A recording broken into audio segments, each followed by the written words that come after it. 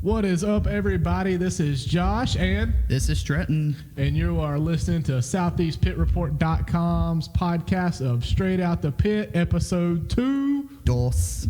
Man, I never would have thought we would have got this pulled off. I can see the setup right now. I know it. We have. I've it's like straight 2000s, like before technology set up.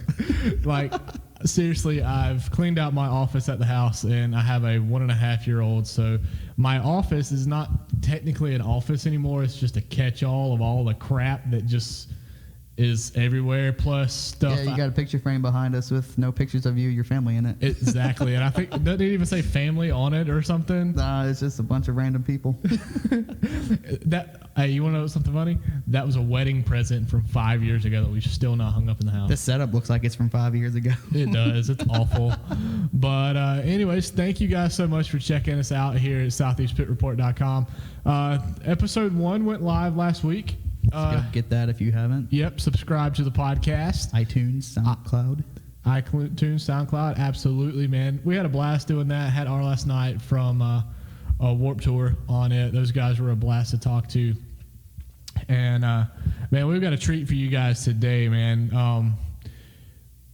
Things have just been blowing up for the podcast. I never would have really thought that it would have took off this quick like it did. So let's just kind of jump in. Let's look at some music news and whatnot, man. This has been a crazy couple of weeks. This is the first time we recorded the podcast for me. Yep. A lot of shows I've covered this week, or the last couple of weeks. I completely forgot about, and that happened this weekend. Exactly. Shame on you. But yeah, I was in Charlotte twice in like a matter of like 4 days. And from Spartanburg, that's like a 74-mile drive one way. So it kind of sucks. But I went up on the 12th of September for the end of summer Weenie Roast for 106.9. It was their 20-year anniversary for it. Man, there's some great bands on that. We had Ex Ambassadors was on that. I Am Dynamite was on that. Blues Traveler live. Stone Temple Pilots with Chester Bennington. So it was really cool for that one. Chester didn't do anything crazy. They did have a drunk guy get on the stage during their set, which kind of blew up on the internet there. The lead singer of Live fell off the stage. That was quite funny. Wasn't his fault, though. It was the setup. Whoever put the speakers in stepped up on a monitor, and it slid off the stage and fell on a friend of mine. But let's see. Who else? Ex Ambassadors was really cool. Hey, and here's a fun little fact about them. Didn't know this. For anybody who don't know that is, they're the ones that play that Renegade song on the Jeep commercial. But which Jeep commercial? The one about the Jeep Renegade. Oh, I don't have cable right now, so I haven't seen it. But yeah, it's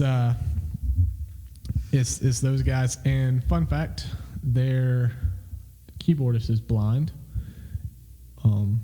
Yeah, I didn't know that until we got there. Interesting. Yeah. Yeah, End of Summer Weenie Roast was fun. Those pictures will be up on the website here shortly. Have not had a chance to really work through all of those yet. But then, probably one of the best shows of the last couple of weeks was Pop Evil and 3 Days Grace. That was fun.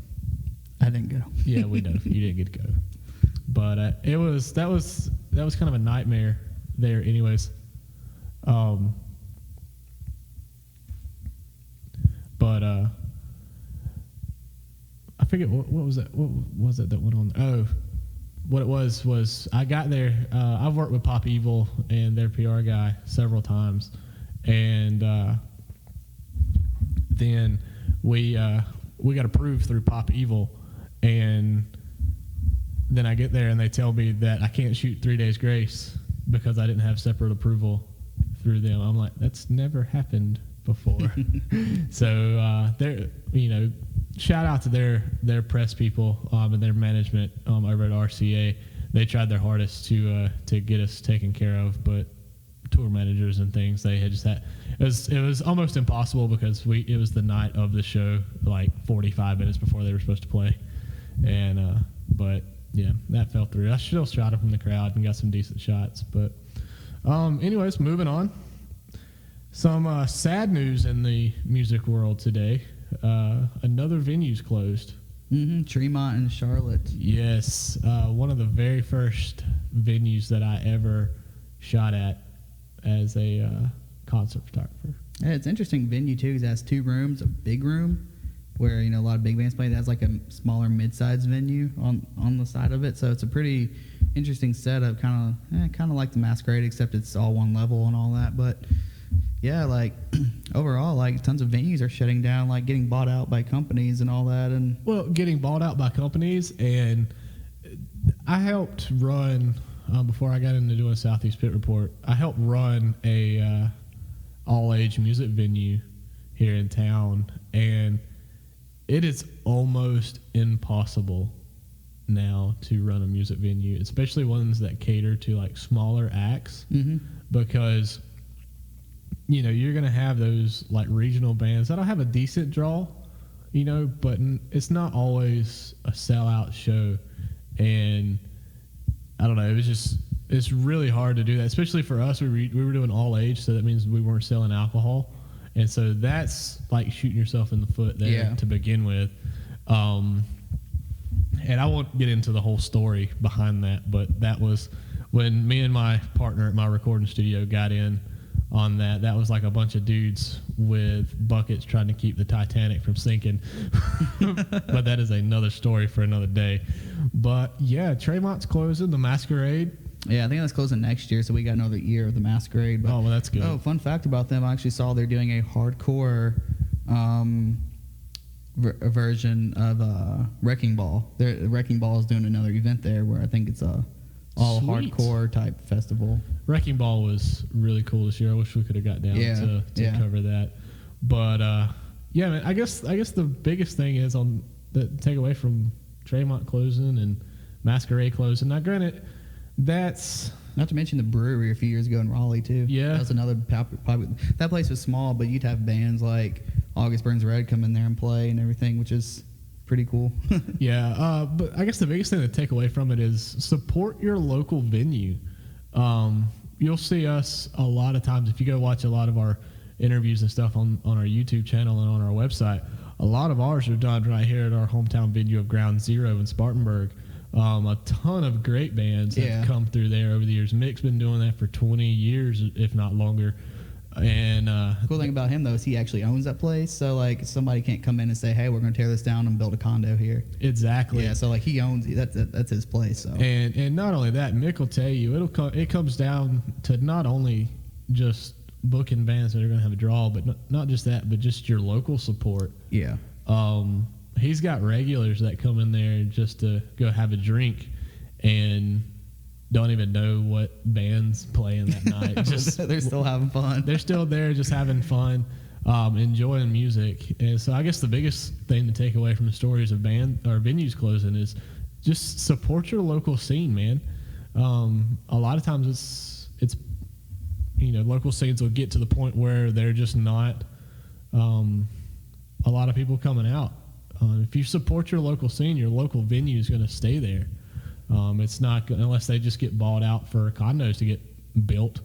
They're not going to have a reason to close. They're going to be able to pay the bills. They're going to be able to bring in the bands. Mick, like I said, has been doing this for 20 years. He's had bands like System of a Down, Godsmack, Mushroom Head, Butcher Babies, Battle Cross. Big name bands. But not only that, he has local bands too. He gives local bands a chance to perform on the stage. That was the biggest thing I saw on like social media today.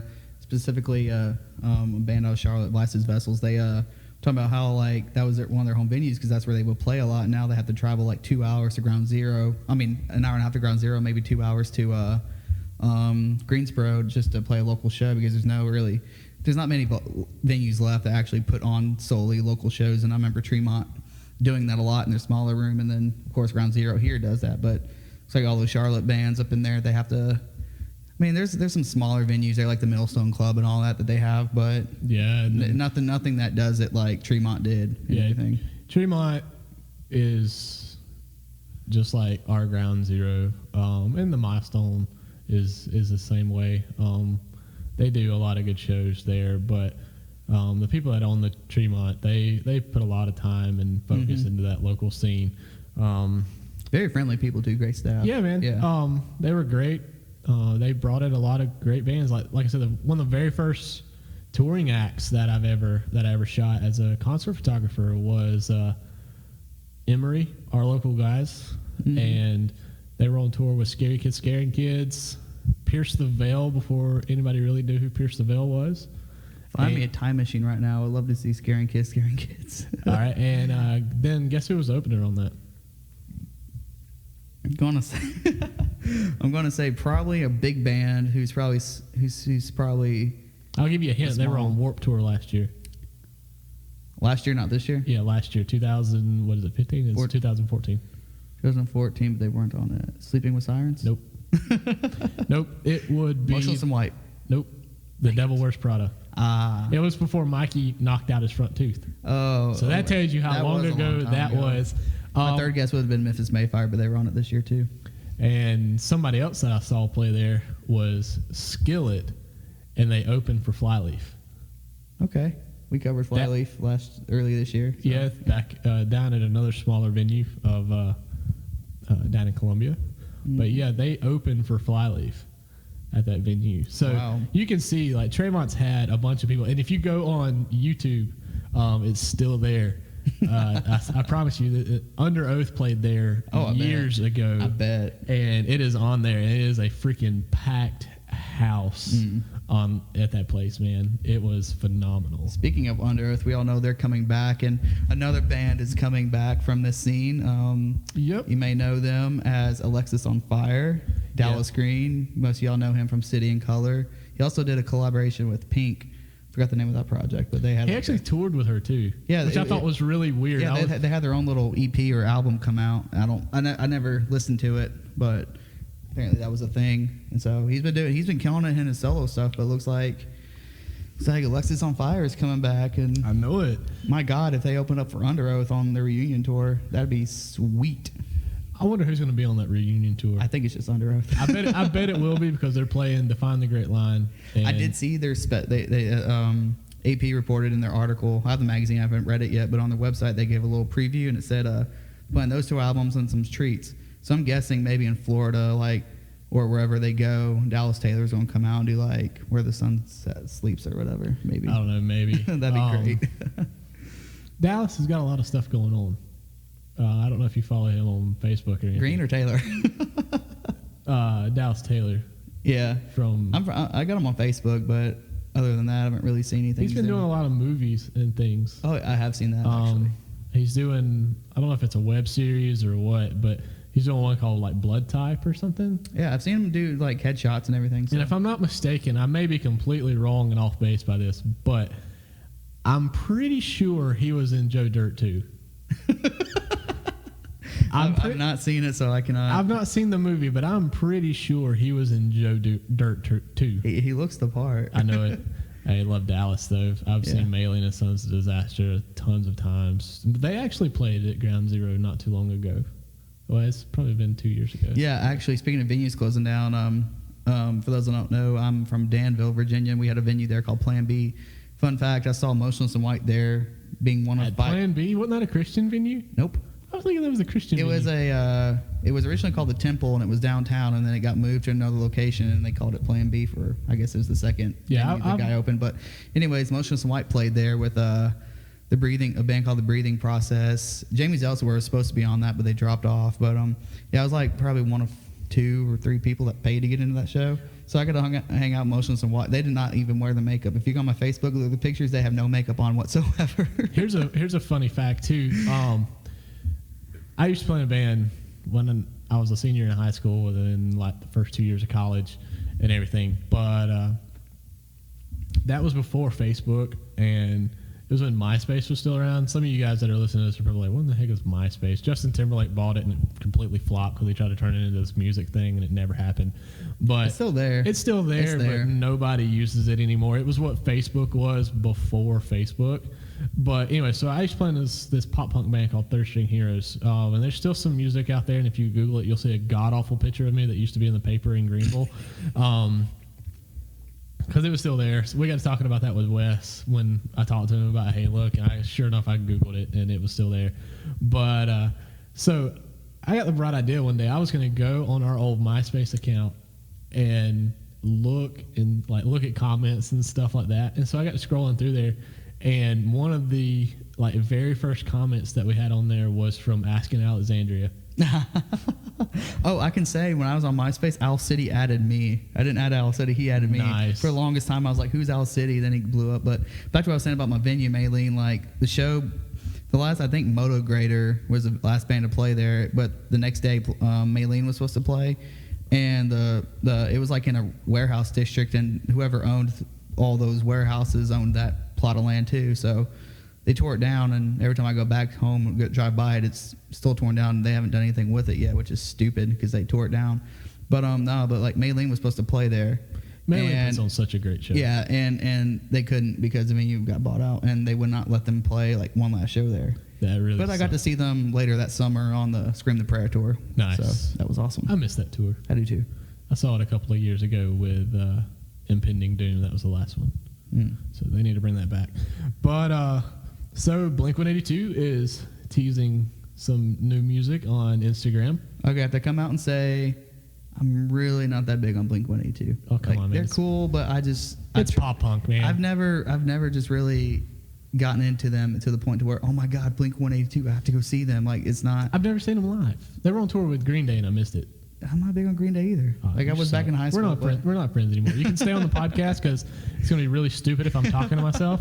But yeah, we're not friends anymore. No, it's just like, I mean, I'm going to be that guy and say, like, I liked American Idiot, but that's like, other than that, Hipster. like, Green Day really never did anything for me. Blink-182, like, I mean, they're cool to play Tony Hawk to and everything on the little soundtracks, but I mean, coming home from school, seeing them on Fuse and everything, yes, everybody Fuse used to be like a punk rock channel, but yeah, but other than that, like, I mean, I just remember them running around on TV screen with their butts showing, and that's how I first saw Blink-182. Oh, yeah. I was like, what are you talking about? And then it was, What's My Age Again video? When they're running around naked? I think there's a few videos they did that. I don't know. I think they were running around naked in something. Yeah, but other than that, like Tony Hawk and seeing them on like TV, like I mean, they're really not a band. If they came around here, like I wouldn't. I mean, unless we got to cover them, I probably would not pay to go to Charlotte. I wouldn't pay to go see them probably, but I'd go see them and shoot their set. Oh yeah, if we could. I've gotten spoiled.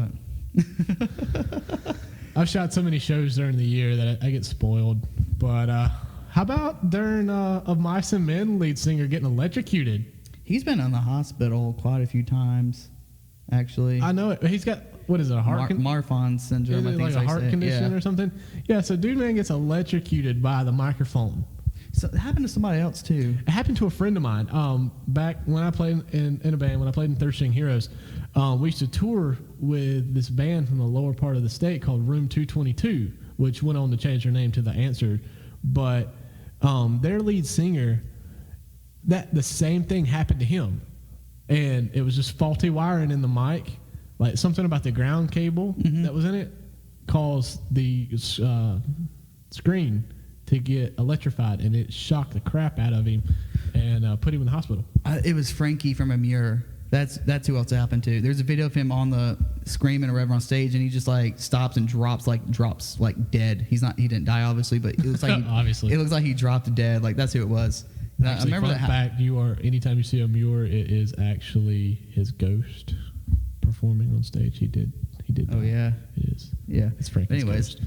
Yeah, but I mean, I just think it probably had a link to his heart and everything. That's probably why he was hospitalized. Because, I mean, that dude. I mean, I'm glad that Mice and Men's doing great and they're making money because with all those hospital bills, I don't think he'd be able to. I hope he's got good insurance. All those hospital bills he's probably got. I don't think he'd be able to keep up with it. So he's in a good spot, I guess. But I think they'd had to like restrict the touring schedule even before that because he was having heart problems a while ago as well. Yeah, they had to cancel some shows on the Blink-182. Linkin Park. On the Linkin Park tour. Yeah. So, but yeah, I hope he gets better soon and gets back on the road. Now, this is one of my favorite pieces of music news that I saw today. Like literally, I laughed really hard when I saw this. But apparently, there is a new Christmas Carol movie coming out, and Scrooge is going to be played by Ice Cube. Going straight out of Compton and working on that movie to playing Scrooge. Well, he was a family man in Are We There Yet first. Yeah, this is true. So then he went gangster back with Compton, and I guess he's getting back to his family movies. I don't know. I really hope it's like a gangster Scrooge. Man, what you talking about? I think that'd be great. I think it'd be like combined straight out of Compton with A Christmas Carol. Maybe it's like a ghetto Christmas Carol. I don't know. You walk into like a trap house in the back, and he's like sitting there and stuff, and he's like being Scroogey or whatever. I don't know, but I'm gonna watch it. It don't come out till next year. Well, I mean, it's not that hard to, I guess, fathom, because I mean, I saw one of the weirdest show lineups ever this past week. A big festival, I think it's Pennsylvania. I'm not sure, but it's headlined by Wu-Tang Clan. But it's got like Madball and Body Count and Turnstile and all these. Body Count I can see, cause that's and it's like a lot of hardcore bands on it too. There's got to be like 18 or 20 bands on that. Like half are rap and half are. Well, it's no freaking different than the ICP and POD tour. Yeah, well, I mean, I don't know. Don't even compare POD to being like anywhere near. I can see their fans being very interchangeable with style. Yes, trip pants, dreaded hair. No, you see someone with trip pants and dreaded hair, they could go either way. That tour's coming to Tremont. Yeah, it is. We need to go up and see that. We should. Get all gangster like. Yeah. I'd say I'd cornrow my hair or dread it, but you don't have any hair really. My hair's not long enough to do that crap. But yeah, we've got a special guest for you guys today. Super excited about this. We were supposed to speak with this guy a couple of weeks ago when we were down in Atlanta. Yes. In hot Atlanta in the middle of the July, so it was definitely hot. Mm-hmm. And we were supposed to speak with him then, but due to scheduling conflicts or whatever, we weren't able to get it. Very talented musician, one of the bands that inspired me to get into music. He is a drummer. He is an author now. He's a blogger. He's done just about everything possible in the music community, from tour managing bands to playing in bands to everything like that. But anything else you want to add about this fine gentleman? Apparently he almost got rich playing drums in a Christian hardcore band. This is true. He played in a Christian hardcore band. If you don't know who this is by Trenton's little hint there, we're talking about Aaron Lunsford from the band As Cities Burn. / Hawkboy, I believe. No, just As Cities Burn. He wasn't in Hawkboy? I don't think so. I thought he played Hawkboy. I thought he was in Hawkboy. It wasn't. Way to screw up our podcast now. Yeah, Trenton. maybe. You're fired. It's done. You're fired. Interview canceled. Pack up, go home.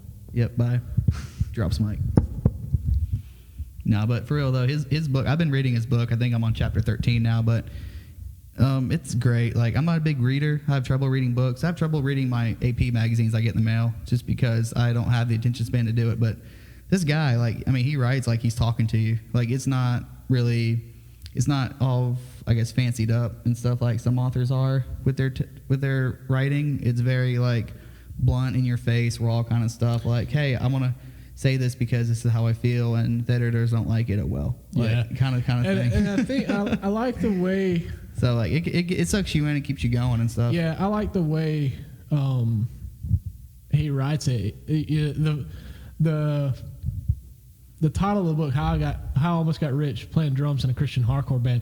Number one, that's going to turn a lot of people off automatically, I think, because they see Christian hardcore band. But the way Aaron writes in this thing, it's going to speak to people in both. Like, I'll be the first one to tell you there's going to be a lot of F-bombs in there. There's going to be a lot of talk about beer drinking. Stories, and things like that. I actually picked my copy up today. I don't think I've gotten to this part either, but it gets pretty dark later in the book. Like, there's a little dark chapter in it that is it's pretty bad. I'm on chapter 7. Yeah, so that tells you how good of a read it is. Like, I'm like Trenton. I don't read books.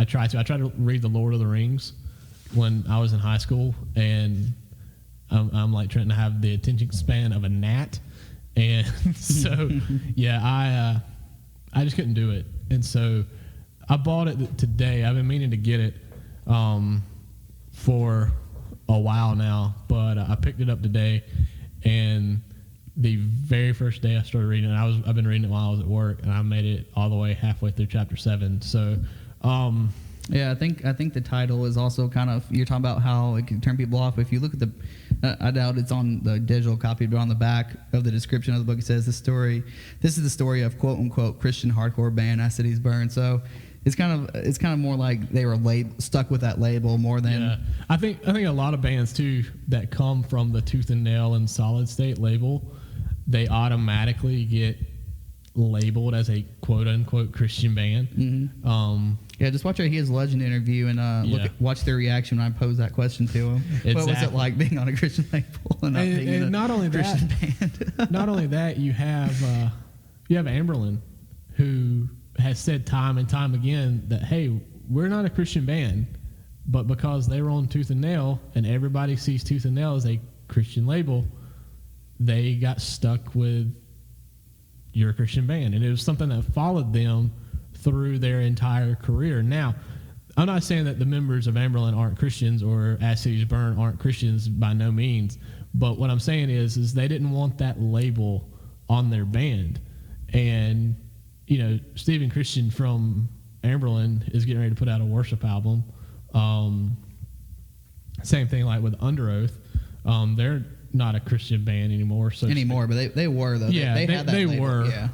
They were, and they knew it, and they marketed their band that way. But then you have Aaron from Under Oath, who has his worship album now. So here we go, guys. Here is our interview with Aaron Lunsford from the band As Cities Burn, talking about his book, Backstage, how I almost got rich playing drums in a Christian hardcore band.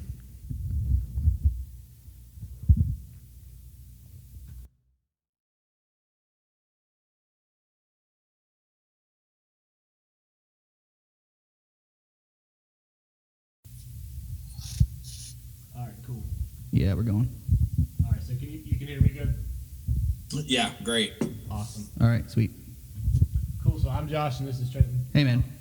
What up? So anyways, just want to talk about your book. We will talk a little bit about As Cities Burn, just a little bit. I mainly want to plug your book because I picked up a digital copy of it today. I was planning on being in Atlanta when you guys were in town. And at the show? Yeah, getting a physical copy, but I ended up not being able to make it down. So, but I absolutely love your book. So for any of our readers who are listeners, I guess now, since it's a podcast, that don't know who you are, this is Aaron. He plays drums for a band called As Cities Burn, who's been around for the better part of a decade, if not a little bit longer.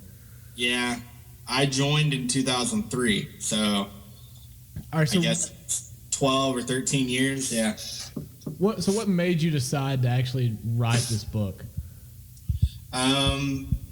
Back when we were touring, I started to try to write a book like a few different times.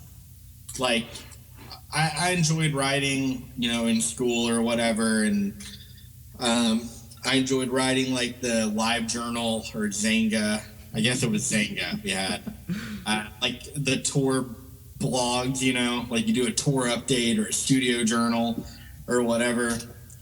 So I liked doing that, and I was like, man, I need to write a book. And I remember Cody would always say, yeah, dude, I'd read your book. And, I started doing it a couple times, like, because you're riding in the van, and this is actually one of my biggest regrets. I could have learned, like, languages with the amount of time that we had, like, riding in the van, like Rosetta Stone. That would have been so much more useful than binge watching CSI. And so you spend all this time in a van every day or waiting at a show. There's so much you could do. And I thought, man, I could totally write a book. But every time I'd start to write the book, I'd think, I have nothing to say. Like, I'm a stupid kid. I'm, back then 23 years old. It was just not there was nothing interesting to talk about. Not enough life experience. So back in February or March, maybe, I was going to have like some time coming up where I didn't have anything going on just in life in general.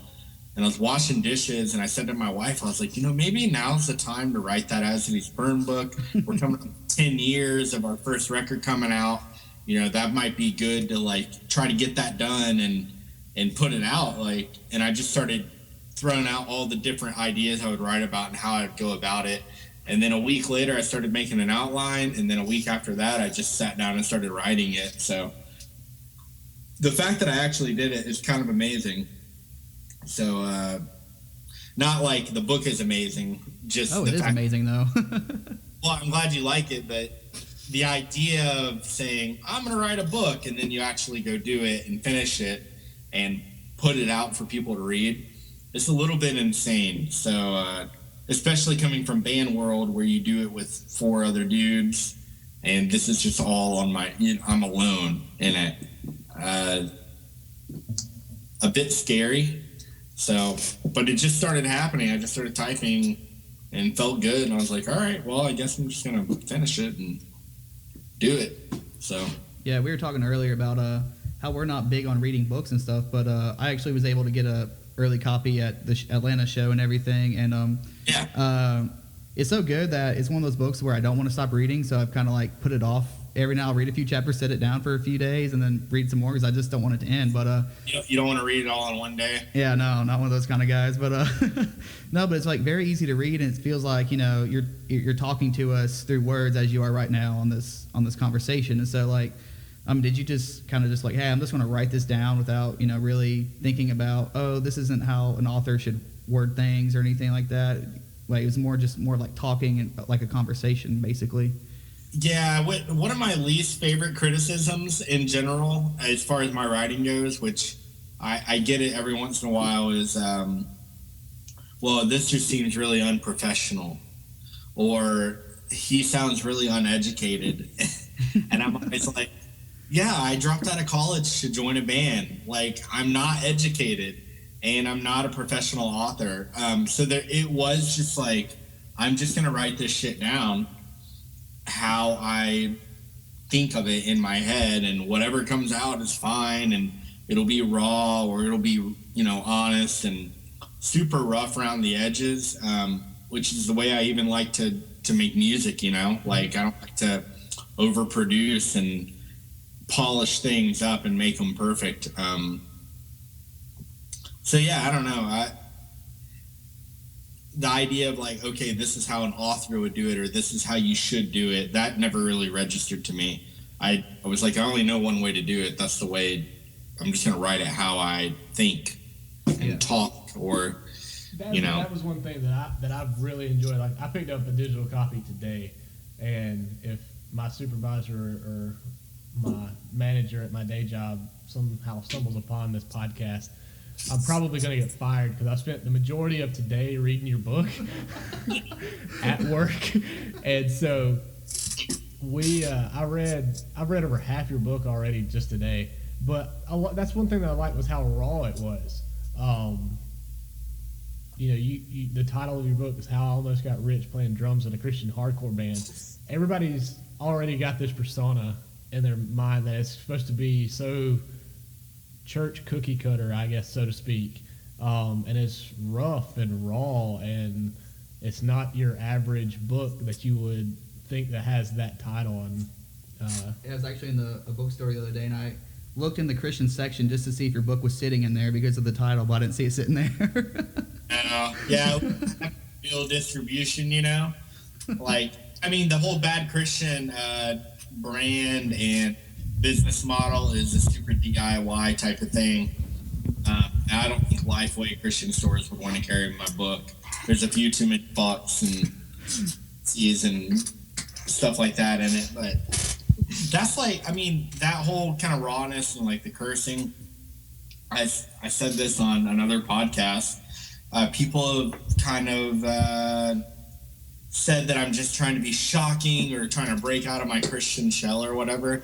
I'm just like, man, I've cursed like a sailor since high school baseball. Like, it's nothing new for me. I've worked in kitchens. I toured in a van. Like, language is rough in those situations, like the way people talk to each other.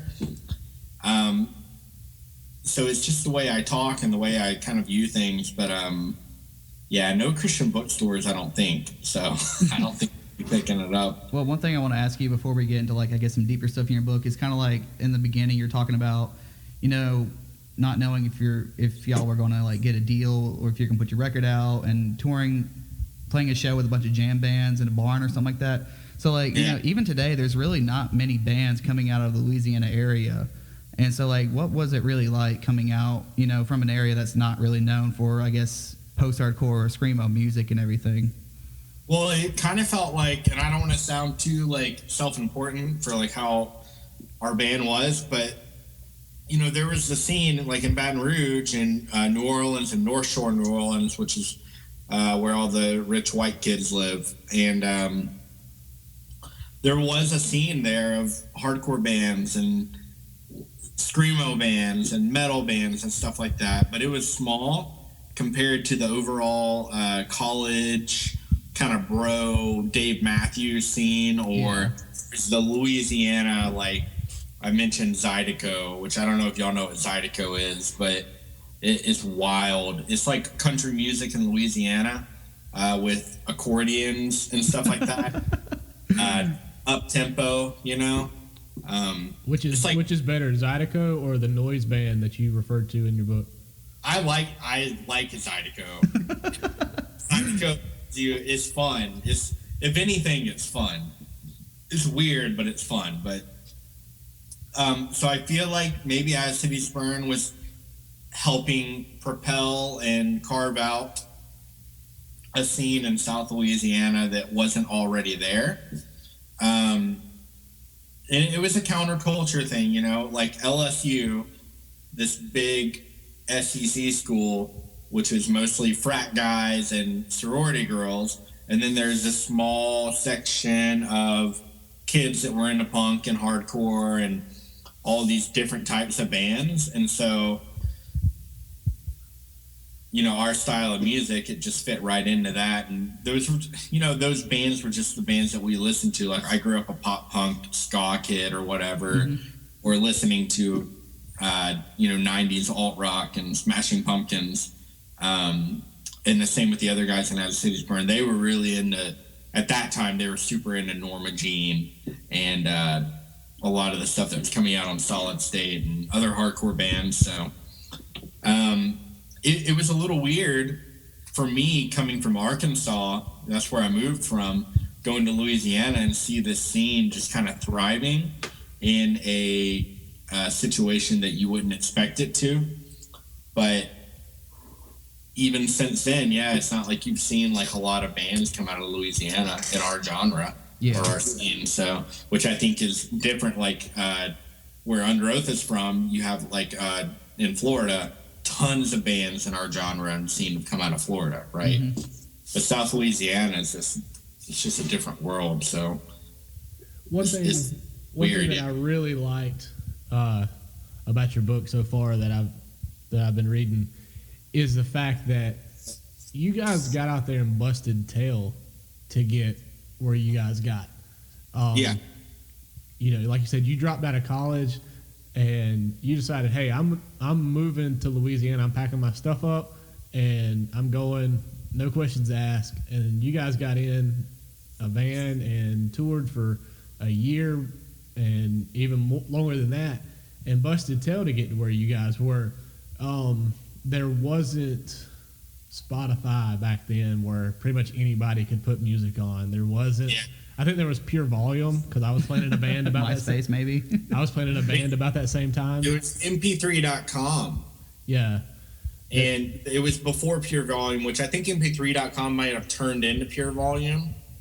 I'm not sure, but there wasn't many outlets. And there was like hxcmp3.com at one. And we were on there. We were one of the top played artists on that website. And it was like we had like 10,000 plays, and that was a big deal. Yeah. But that was one thing that because I started playing in a band myself, playing pop punk of all things, in 2004. And so I know what it was like as I'm reading this book and you're talking about, sleeping in the van and all that stuff. I know exactly where you're coming from. I know exactly what it's like. And that's what I think bands now kind of don't have to worry about. Like, the digital media is so entitled. Yeah. So much entitlement. Like, nobody wants a van. They all want the bus and everything. And, exactly. And all that nowadays.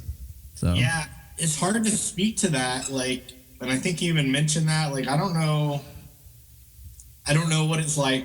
I'm older and I'm in a different stage as far as music career goes. So I have no idea what it's like to come up as a band nowadays. But the internet has really changed everything and the way that you get your music to people. So, yeah, do y'all think, you guys have a website that covers the music scene, right? Yeah. Is that the feeling you get, that there's a sense of entitlement, as you say, or you don't have to work as hard to get to? Because we were in a bus, a couple times over the course of 7 years ever. So it's more from I guess local bands' attitudes towards promoters, or when they go out on tour. A lot of bands break up because they think they're going to put out a good song and get signed to, I don't know, one of the bigger labels now, like Rise Records or Fearless or whoever, and they're going to get big, tour, headline. Doesn't go their way, they fight, they break up, and I just think that a lot of bands now, they feel like they're bigger or they should be given stuff rather than going out there like you guys did for years and touring and touring and touring before you even knew you were going to get a paycheck at some point, really. Well, yeah, people.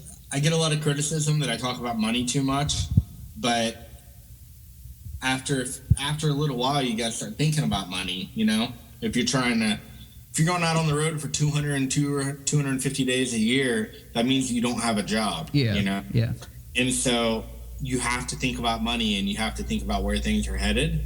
And it was years before we made any money. I started touring with the band in 2003, and I didn't have any jobs. But from whenever I started touring until after the end of our first record cycle, I never had a job other than our band. And we didn't really make any money. We started making money the last, I remember the first tour we ever took home a decent paycheck was at the end of maybe a 20-something week tour. I got a $1,500 cash out. Which, to a 22-year-old kid, is kind of a lot of money. Yeah. We didn't really have bills and stuff. You had a cell phone bill, and we didn't have rent. We were living with family. Yeah. So that was drinking money and clothes money, it was going out to eat money. And but that was pretty cool. But still, $1,500 for 4 months of work, that's not that good. Yeah. In the scheme of life.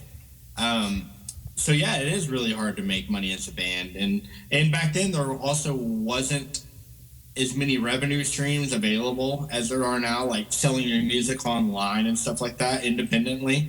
That wasn't really a thing. iTunes was there, but we had a record deal, so it was just still this traditional model of we were never going to make any money off our recordings. It was all touring. That was the only way to make money. So merch and guarantee money, which at that point we weren't going to make any guarantee money because we were getting paid $100 a night to tour. So I think I read in your book that you said something over, I don't know, a course of a few months or so, or maybe a few years, you made a total of, I don't know, was it 50,000 or something like that? I estimated that over the course of my entire time being in As Cities Burn full time, between 2003 and 2009, maybe I made $50,000. Maybe. I don't even know if it was that much. I really don't. Yeah. That even sounds like a lot now that I'm thinking about it. Now that I'm saying that out loud, I may have exaggerated.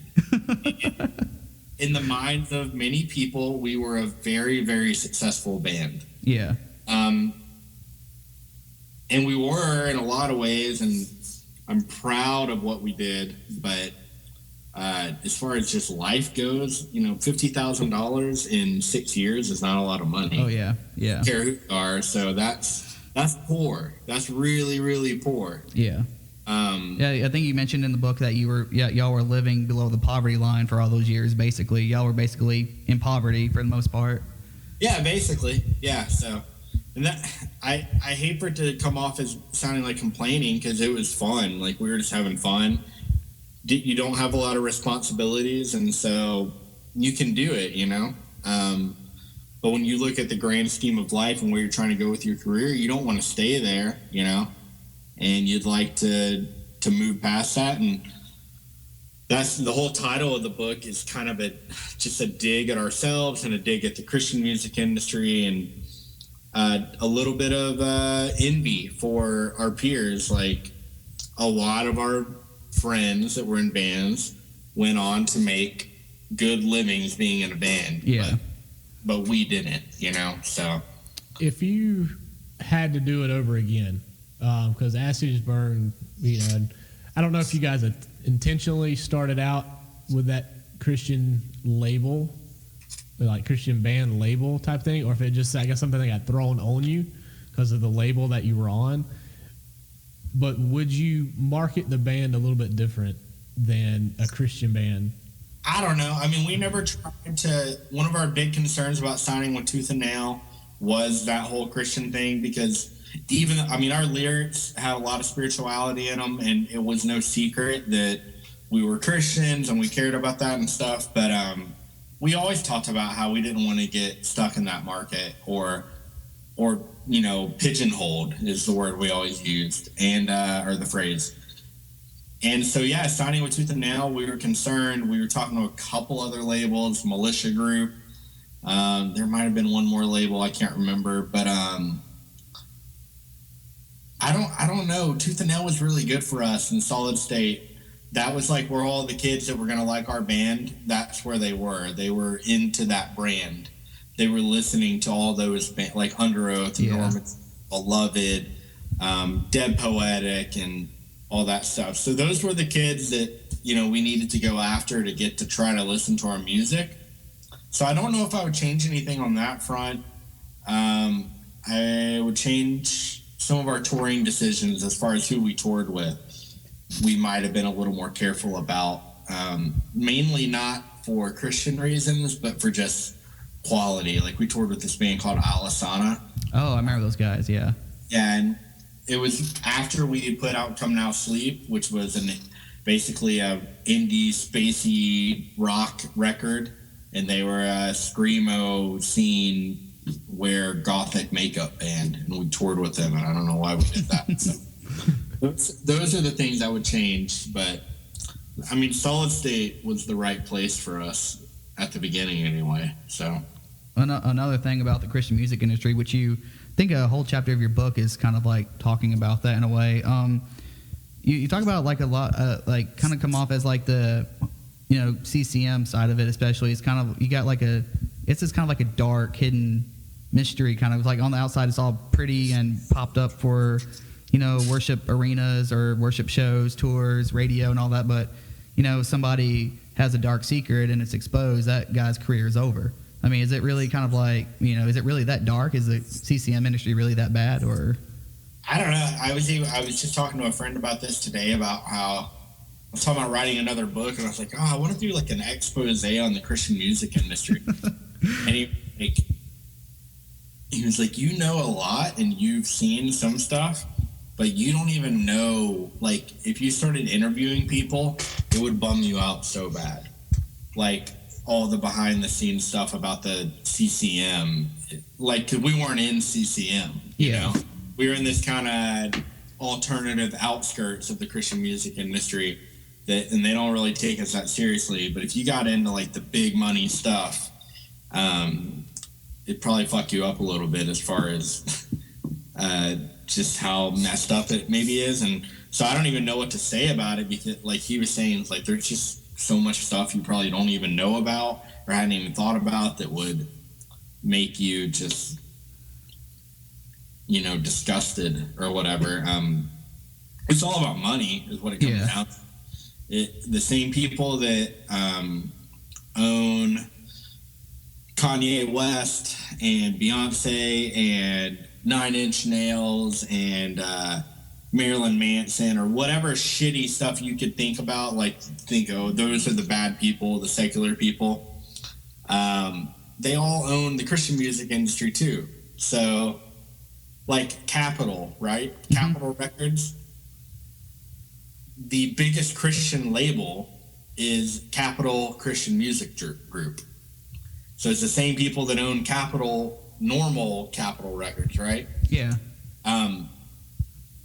So it's just weird. It's all the same people. There's no Christian music industry actually separate from the secular music industry. Well, what about it's all the same people making the money, What about BEC? Didn't Tooth and Nail start that in a way? Yeah, Tooth and Nail started BEC, but EMI owned half of Tooth and Nail. Okay. And there's EMI, which was a huge label with so many different, subsidiary labels and whatever. And then there's EMI Christian Music Group. Mm.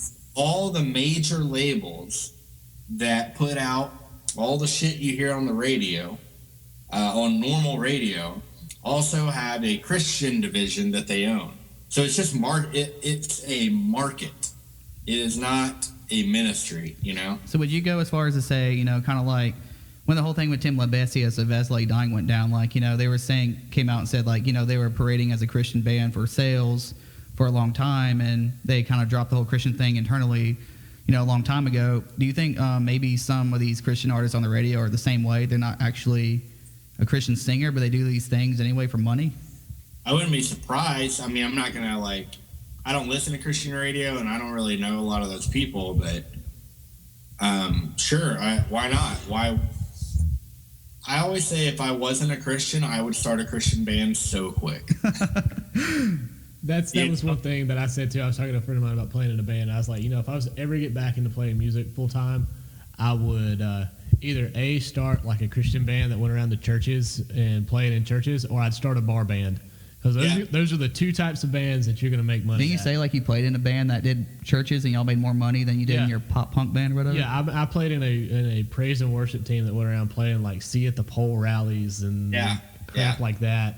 And we made more money playing worship music than ever playing in pop punk, because that's what youth leaders want. They want somebody to come and play G, C, and D a half a dozen times in different order and play those same cheesy lyrics. And they don't pay you. I mean, they pay you whatever. It's not. You're not getting paid based on market value. You're just getting paid to come be Christian entertainment. Yeah, exactly. Can we pause real quick so I can take a piss? I'm sorry. Sure. You're good.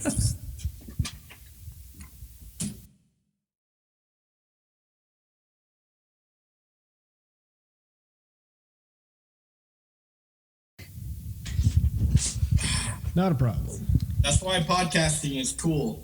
That's right. So you can stop it and go at any time. You can just stop and go take a piss or whatever. So touching back on something you mentioned in your book about something you guys used to do. I think it was something you guys did with Under Oath when y'all were on tour, or some other Christian bands. But the sponsor, whoever, before the tour, wanted y'all to go on a retreat and do community service. Was that kind of?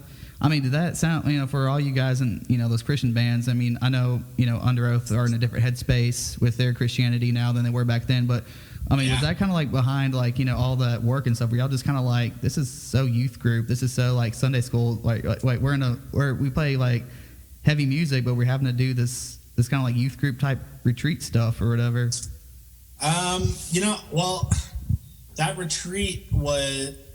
I don't like retreats in general, and the whole community service aspect, that's probably a really good thing. And I think it was with what they were doing with Habitat for Humanity. Okay, yeah. So I would that's a good organization or whatever. But yeah, retreats, going up to a cabin and doing the whole, all right, let's all get together and do worship and listen to somebody speak or whatever. I'm not super into it. Just being honest, I guess. What about the whole Warped Tour Bible studies that were going on back in the mid 2000s? Were you ever part of that? Never went to one. I just and that's not even a statement on what they were or if they were good or cool or whatever, but never went to one. I don't go to Bible studies now. My wife keeps telling me she wants us to get into a home group, and I'm like, yeah, we really should. And I just Hey, your next book could be the Aaron Lunsford devotional. Yeah. Hey, you're onto something. It'd be staying home watching baseball. You heard it here first, folks. Aaron Lunsford's devotional coming out in 2016. Gosh, that'd be a train wreck. You can get Bad Christian put that out too. Spiritual lives. Get you guys, in Bad Christian to Do a Bad Christian Bible study featuring Aaron Lunsford. Yeah, I don't think they're trying to be literal with that. Oh yeah. You know? Like, let's be shitty on purpose. All right, we'll wrap things up, man, because I know you got things to do today.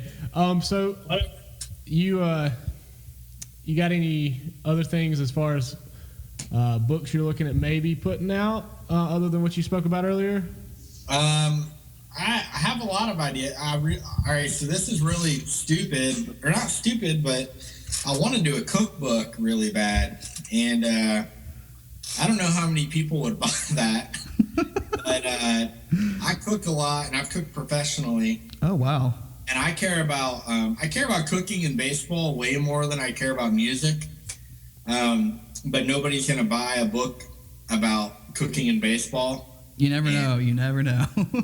Well, not as many people. So since my expertise is in the music background and touring and all that, I was like, well, I guess I'm better off writing a memoir about that. What about a cookbook for touring bands?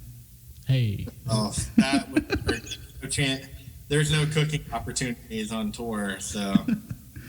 The boys in He Is Legend. We're grilling out, yeah. They grill out every time. They grill? Yeah. I've had the idea of trying to go on tour and, set up outside of show and cook gumbo or something. Oh, man, do that. Y'all live in South Carolina? Yeah. Y'all like, what is it, Perlou? Y'all know Perlou? I've never even heard of that. I don't know what that is.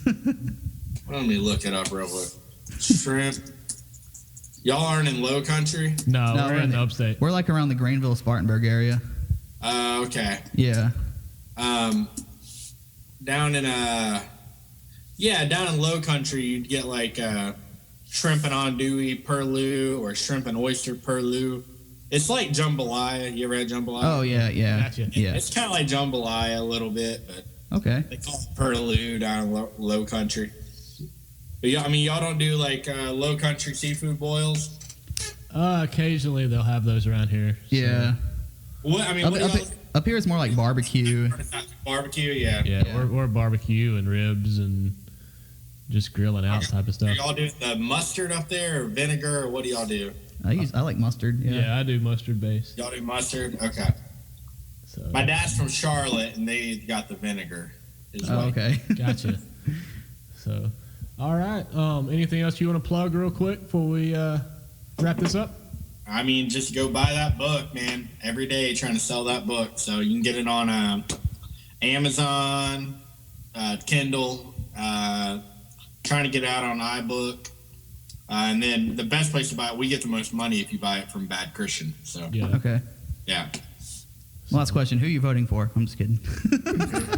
And Listen, this thing's been going on for 35 minutes, so we don't need to do this for another 35 on political stuff. it's grim. It's grim out there, man. Yeah, it is. Political stuff. But I think I'm going to vote Aaron Lunsford. Yeah, we'll put you as a writing candidate. I'm a libertarian, so I'll probably be voting for the libertarian candidate. We'll see. So, All right, man. Well, thanks for talking to us and yeah, man. loving your book. And I really enjoyed seeing y'all in Atlanta. That was my first time actually seeing you guys, and I was highly impressed. So. Oh, cool. Yeah. Thank you. Yeah, no problem, man. Go leave a review on Amazon for me when y'all Yeah, are we'll do that. Yeah, for sure. cool. All right, man. Appreciate it. Later, guys. See ya. All right, cool. I gotta get... All right. That was Aaron Lunsford from As Cities Burn. Yeah, go check out his awesome book, Backstage, How I Almost Got Rich Playing Drums in a Christian Hardcore Band, and see what else he's got coming up, I guess. I think he plans to writing on more, so. Yeah, he's a great writer. Like I said, I enjoy his book a lot. I would like to just sit down and just like chat with that guy, not just in an interview setting, but just hang out, drink coffee with. Yeah, he signed my book, and I got it. I met him. He's pretty cool. Trenton's fangirling over here. Oh my God! My book has battle scars. I bought it before the show because I didn't want it to be sold out because there's barely any left when I went back there at the end of the show. But bought it beforehand, put it around the barricade, and it got kicked around. It's got some scuff marks, so it's got some battle scars on it. But moving on to albums that were released this past week. Josh, I have a question for you. Uh-oh. I didn't do it. Was Shinedown's album as hyped up as you were making it out to be? It was good. I liked it. Did it have the big delivery you were expecting? As far as radio rock goes, yeah. They have a lot of good tracks on the album, and it sounds a lot like older Shinedown. So, yeah, it was good. As far as radio rock goes, I still think it's one of the best radio rock albums that's been released this year. Okay. As far as best album of the year, it'll probably win something like that because it's radio rock and all those award shows. That's what they. That's what they go off of. But yeah, it was still good. I liked it. The big one. How about we got a last episode? We talked about what we might have expected from Bring Me the Horizon, but I bought it and it is phenomenal. It's probably my album of the year. And it came out that it hit number 2 on the Billboard 200 today. How about that? So congratulations to Bring Me the Horizon on their first major label release and highest first week sales ever. So fun story about that band. As you know, they're going on tour. Yes, they are with Issues in Paris. They are coming to the Fillmore in Charlotte. I guess you could say that's kind of our hometown venue too. Because, one of them. We got like 5. Because it's so close. If it's within an hour of me driving, it's a hometown venue for me just because of how close it is. But they're coming there. The show's sold out. So this guy on Facebook that I know is a concert photographer too, he posted this status the other day, and pardon this little bit of language, and Mom, if for some reason you come across this and listen to this, please don't fuss at me. But he goes, his status, and I quote, is, "Who the hell is Bring Me the Horizon, and why the hell do they think that they can get $150 a ticket for their show?"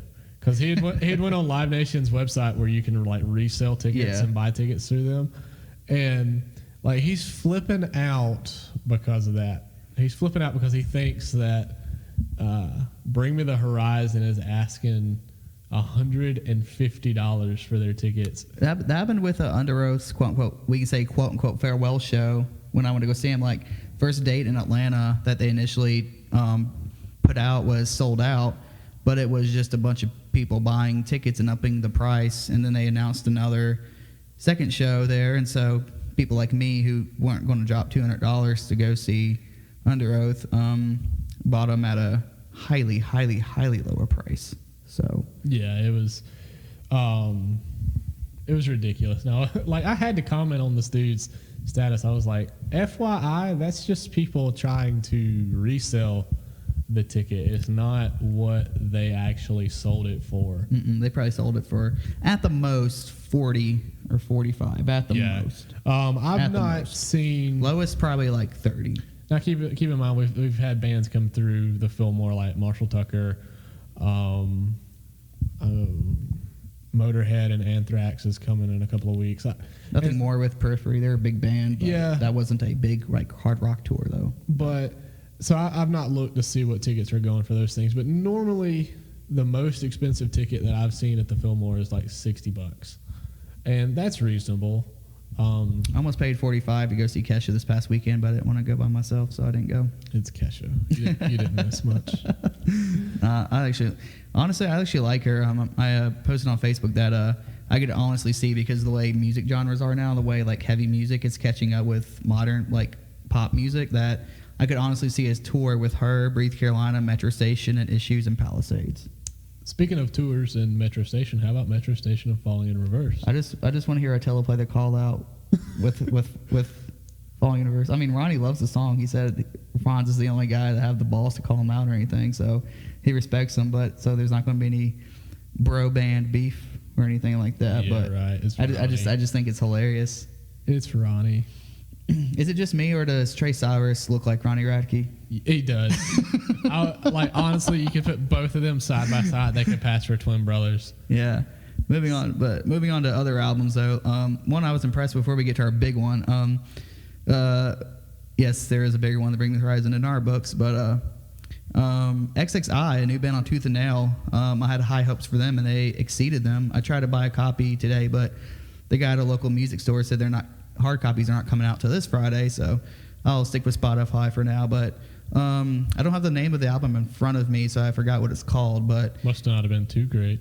It was great. It just has a long title. But no, it was awesome. It's like more of a, if you're fans of Sent by Ravens or great band, anything like that, or I'm losing a lot of bands off the top of my head. Hands Like Houses, bands like that. Artifacts Piero, like you dig them. It's that alternative hard rock sound that's pretty heavy, but it's not like breakdown or screaming heavy, if you know what I mean. That was one thing that I thought worked for Sent by Ravens. When they signed with Tooth and Nail, the sound of that band changed dramatically. Well, this band right here used to be called something else, and they used to be a metalcore band, but they willingly changed their sound. Yeah, the label didn't make them do it. But it worked for Sent by Ravens. They pulled it off there. But I've got two albums that I really like that I've been kind of listening to. Before we get to that one, I'll tell you one that let me down hard. Uh-oh. And I have so much respect for this band. I love this band. I would love to do an interview with this band. But Blessed to Fall's new album just let me down. It was not what I was expecting. I've yet to listen to it because so many things came out last week. Yeah, it was. I mean, there were two songs on it that stood out to me that would probably be actually potentially two of my favorite songs of the year. But besides that, like the whole album is just, I don't know. It just didn't have that sound like all their other albums have. I mean, I know each album's different, but it just seemed like this was more of a blend of like, I don't know who I said. It sounded like it was more of a Crown the Empire type sound versus their other sound and all that. They had a lot. I don't know. It was just different. It wasn't like the Blessed to Fall that I was expecting to hear from them. But I mean, they're a great band. I'll still see them. Like I pay to go watch them. Yeah, they're coming. Down. They're coming in town.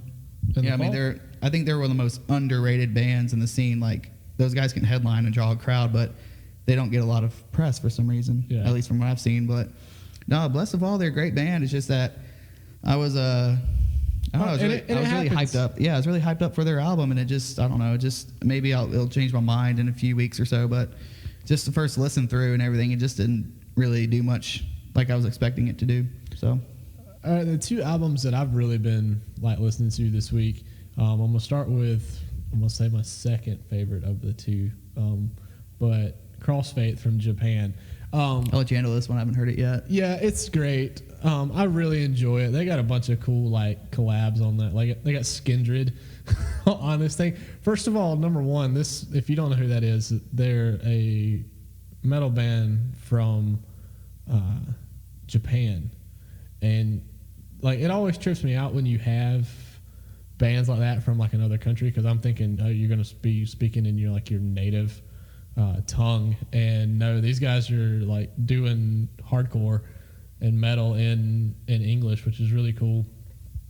So we've got an interview that we're going to be doing with them in a few weeks, but that's one thing that I want to talk to them about. Like, how is it doing, being from Japan, playing in a metal band with lyrics in English, but all your people that you live with and live near, they all speak Japanese? I'm gonna take a wild guess and say that being that the band that they are, convert it over to Japanese. No. Like bands in that area.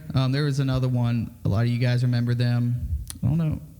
I don't know if they're from Germany or Japan just because of their name. But Tokyo Hotel was another one. I'm going to reach out on a limb here and just say they're from Japan. Okay. Well, I heard something about Germany a while back too, so I don't know. But yeah. But a lot of other bands, they'll find American bands and they'll learn English through their music. Yeah. And so I'm guessing that's what Crossfaith did. They either they grew up very privileged and were able to go to school and learn English, but other than that, That's how Volbeat was. Yeah. Other than that, just listening to probably bands that we listen to, Devil Wears Prada, August Burns Red, they're electronic, so probably Enter Shikari and Attack, bands like that. So they probably just listen to a lot of American music. 'Cause they really don't have any Japanese metal bands. I don't know if it's the same way in Japan. I'm assuming it is. But when I talked to Gus from Young Guns a couple of weeks ago, if you've not watched that interview, go to our website and check out that interview we did with Gus from Young Guns when they were on tour with Breaking Benjamin. Great band. That was a really good band.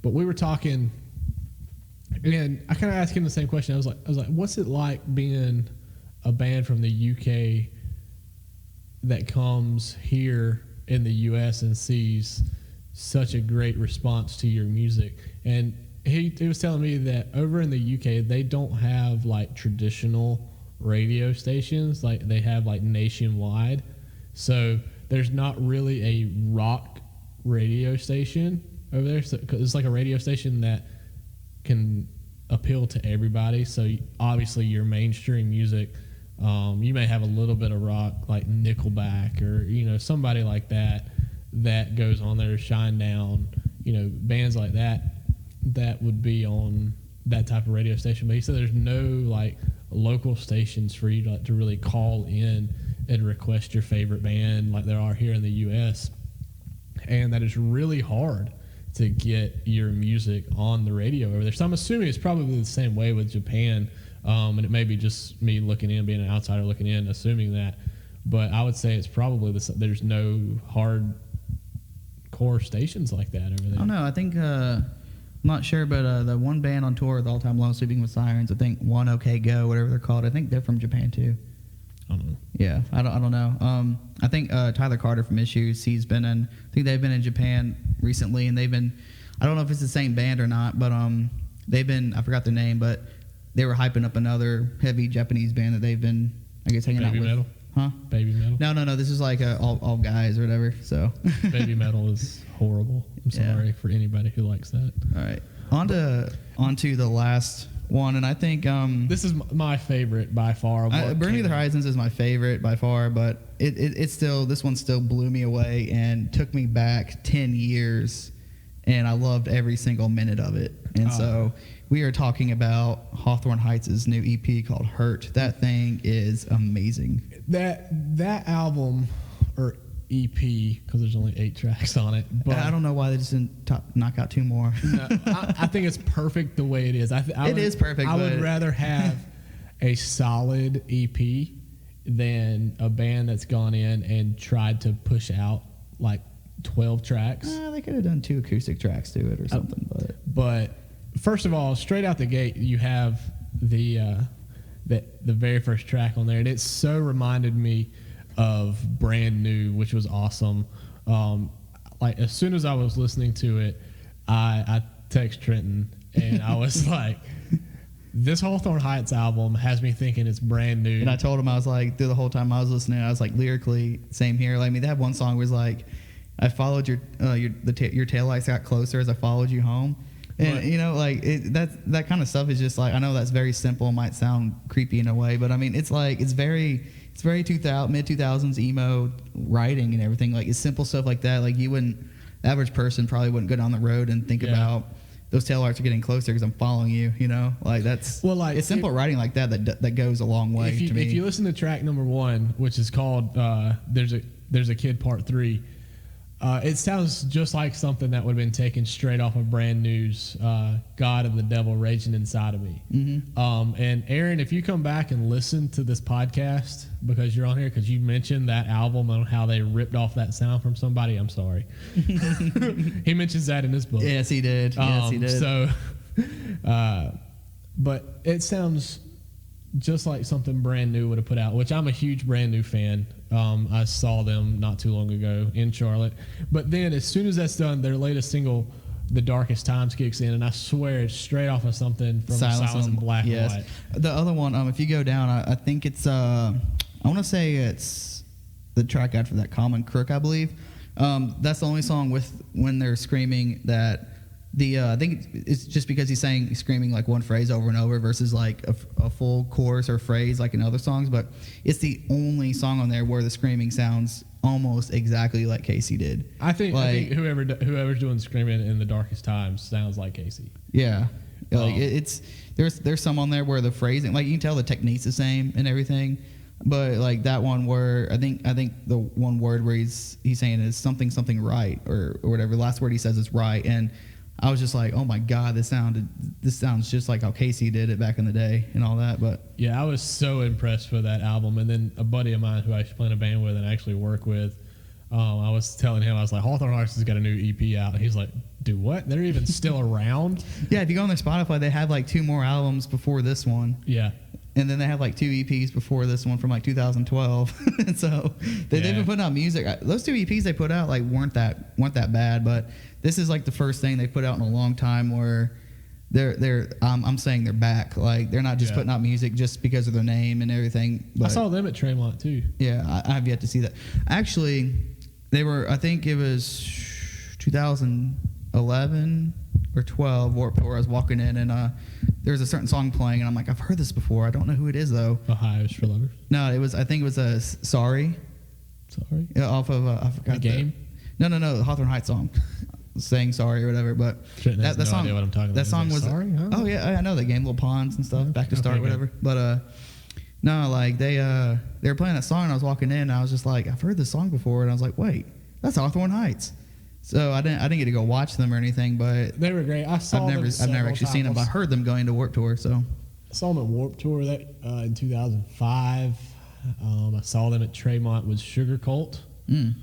Take Action Tour. That's back when Take Action Tour was really good. No, last year's wasn't bad. Well, going on 2 years ago with the Devil Wears Prada on the Ghost Inside and Kill the Prom Queen and Danger Kids.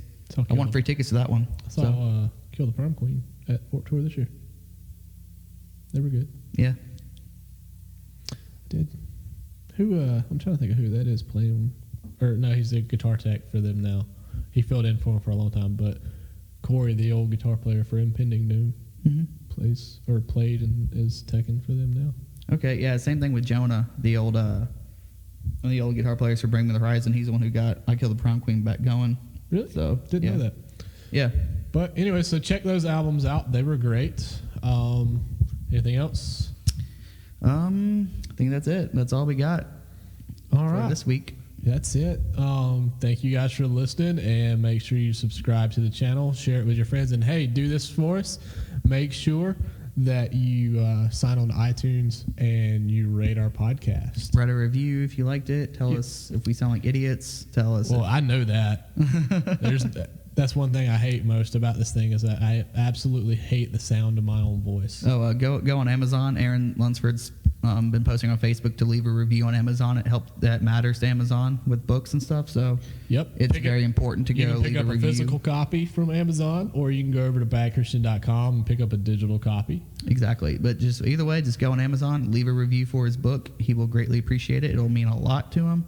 And he was awesome to talk to you today. Really enjoyed it. Yeah. And only other thing I can want to plug, do a shameless plug on, if you want to help out our podcast and our website, go on to southeastpitreport.com and click on the Amazon link in the bottom right-hand corner. We make 7% off of everything that you purchase off of Amazon. So go buy Aaron's book using our Amazon link. Exactly.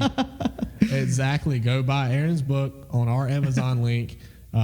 He makes money, we make money, and we keep being able to bring you awesome show coverage and interviews and things like that. But anyways, We'll catch you next time. We'll see you guys in a couple of weeks. See ya.